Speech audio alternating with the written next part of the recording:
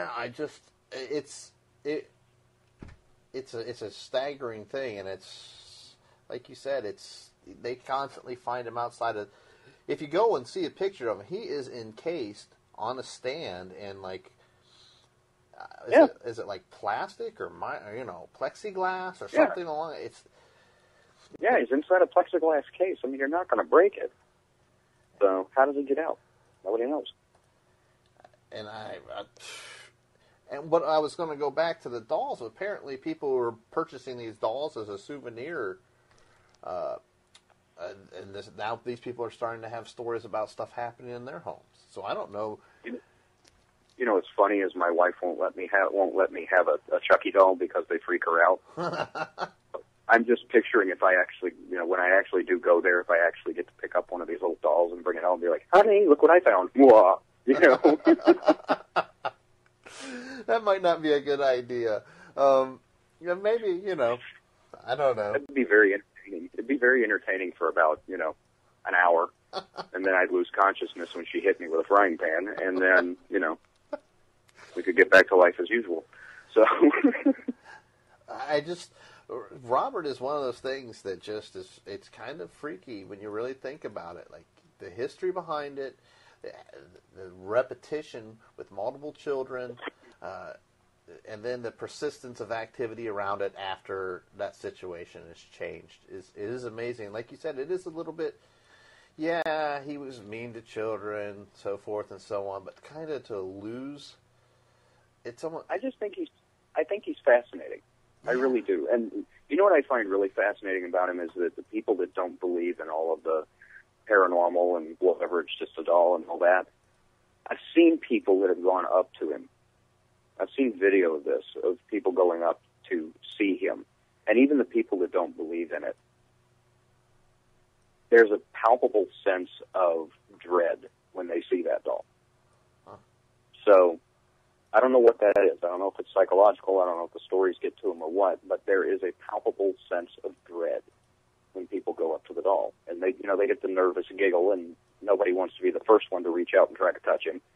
So, but when I do get to go up there, if they offer, sure, I'll hold the little booger on my knee. Tell him how much I really appreciate him giving me this story to tell, Yeah, I tell you, it's a doozy. I'll tell you what. That's a fantastic story. Well, I love that story. It's so creepy. There's something about dolls anyway. I think for most people, I don't know if it's the eyes, the fake eyes, or I think that's part of what it is. I think it's the whole psychology of something that's masquerading as real, whether it's made by somebody else or not. That's also incidentally why I can't stand mimes, but yeah. The first short story I wrote actually was about a guy that beat up a mime in Central Park, and then right after he did that, mimes came out of the woodwork and dragged him under the park to mime court, where they turned him into a mime and sentenced him to life in the invisible box. And that was actually my first professionally published short story. So I just have a very weird sense of humor like that. That's good stuff, though. I don't know what to say about that. That's good stuff. Mime court. That's almost like your own personal Daniel Webster. Yeah. It's nice stuff. It's good stuff. Well, Jabez Stone, the mime beater, or whatever. We are out of time, so I want to give you this opportunity to kind of promote yourself here, talk about your books, any projects you've got going on, where people can get a hold of you on the net. Okay. Well, my 10th novel just came out, and that is Vermin, and that's available through Library of the Living Dead Press, and that is it's actually the first in a series of the Stanley Cooper Chronicles. And Stanley Cooper's a guy, he's a normal, everyday, average guy who was in an industrial accident where he was declared dead for 7 minutes. And when they revived him, unfortunately for him, he now sees dead people everywhere he goes. And so this is the stories of the reluctant clairvoyant, Stanley Cooper. So that's book number 10. That just came out. I have 2 more books that are in the works right now. Well, 3 more that are in the works right now. And like I said, you can actually get those off of my website. My website is www.americanhorrorwriter.net. And you can also read my work on Dread Central. Dread Central, I am the paranormal studies editor for them, and I am also the writer, producer, performer, whatever you want to call it, of Dread Time Stories, which is an old-style radio drama, horror-themed radio drama, and it's a nice throwback to shows like The Creaking Door and that kind of thing. And it's one of those shows, we realize exactly how cheesy it is, but we have a great time with it. And so there's that. If anybody happens, it's just one of those things,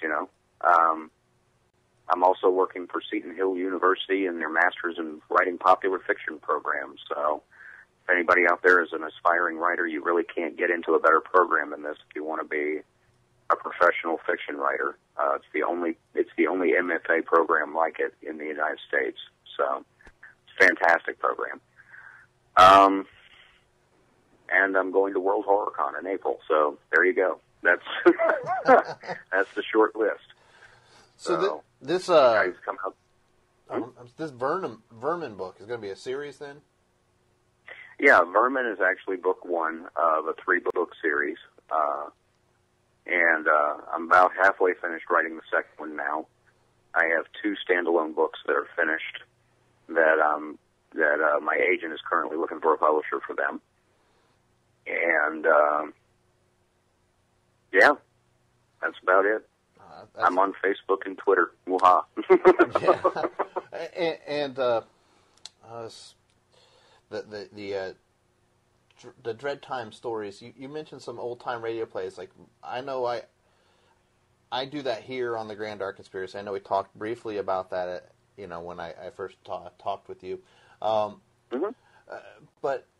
I always loved Lights Out. I don't know if you ever listened to that. Oh yeah, That was There's actually an archive online. I think it's called the Monster Club, of all of the old horror themed radio shows, and you can download every one of them for free. And Lights Out is on that one, and it's fantastic stuff. Shadow Hours on there, Creaking Doors on there, just wonderfully old stuff that. There's such storytelling that it relies on the listener's imagination as opposed to spoon feeding them everything. And I think it's a lost art form that you with your show, me with mine, a couple of other guys that I know that are doing the same thing. I think it's an art form that should not be lost. I think it's something that everybody should. I think it's something that needs to be done, needs to keep doing. And that's my thought. That's my thought on it as well. I really growing up in this, growing up without it and looking back on it, I really kind of wish we had that kind of outlet. But also, if you want to find out more stories like Robert the Doll, that's your Cold Spots on dreadcentral.com, right? Yep, Cold Spots is the name of the article series, and there's about 125 articles on there about real haunted places all across the United States. And also, I don't know if you know who the guys who do Weird New Jersey and that kind of thing, but they have 2 books out. One of them is Weird Encounters. That's their newest one. There's 5 articles by me that's in that one. And the one before that was Weird Hauntings, and my take on Robert the Doll is actually in that one. So, and those are all off of you can get those off my website or through Amazon or wherever you like. But, yeah, I'm pretty easy to find. And that your website is AmericanHorrorWriter.net, and we'll have links up to that as well on our website. Okay. Cool. So we'll see if we can't drive some traffic your way, hopefully. I want to thank you so much for coming on and spending an hour out of your busy schedule to talk with us about everything paranormal and a little bit about horror movies and what you've got going on. I really appreciate the time. Hey, I really appreciate you guys having me on. I really do. Thank you so much. I want to thank Scott A. Johnson for coming on the Grand Dark Conspiracy. You want to find out more about him and what he's got going on, I encourage you to go out to his website. We've got links up on our homepage at granddarkconspiracy.com. But just for your information, his website is AmericanHorrorWriter.net, or you can find out more about his cold spots and his Dread Time stories on DreadCentral.com. Check that out. I guarantee you won't be disappointed. Next week, we have coming up Giorgio Sokolos to talk about Eric Von Daniken's latest work, Twilight of the Gods. Should be a great show. I hope to see you all here on Fate Radio next week at 10 p.m. Eastern Standard Time. Until next week, keep conspiring.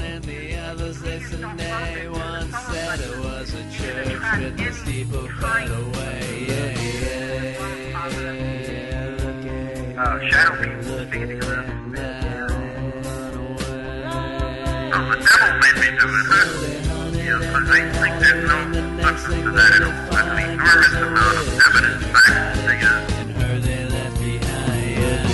they're supposed to be seen, heard, felt, smelled, but it's all in the receiver.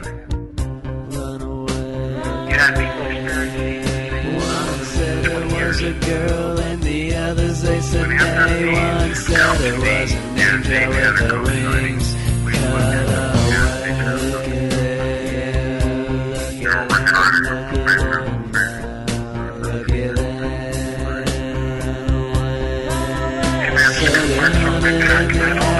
The next thing they defined was an owl and a hollow, and that they left behind.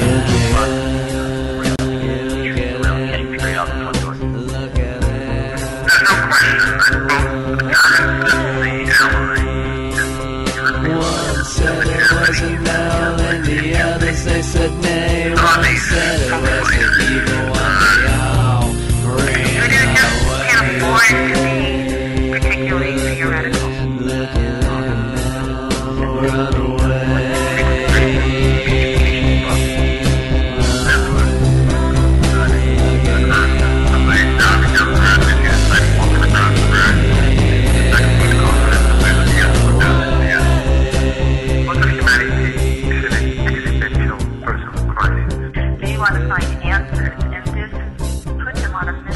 Music for this podcast has been provided by the Media Music Network and Music Alley, Frontiers Records, Radiant Records, Ray Wiley Hubbard, and Soviet Records. Grand Dark Conspiracy theme song, Looky There, performed by Jonathan Bouts.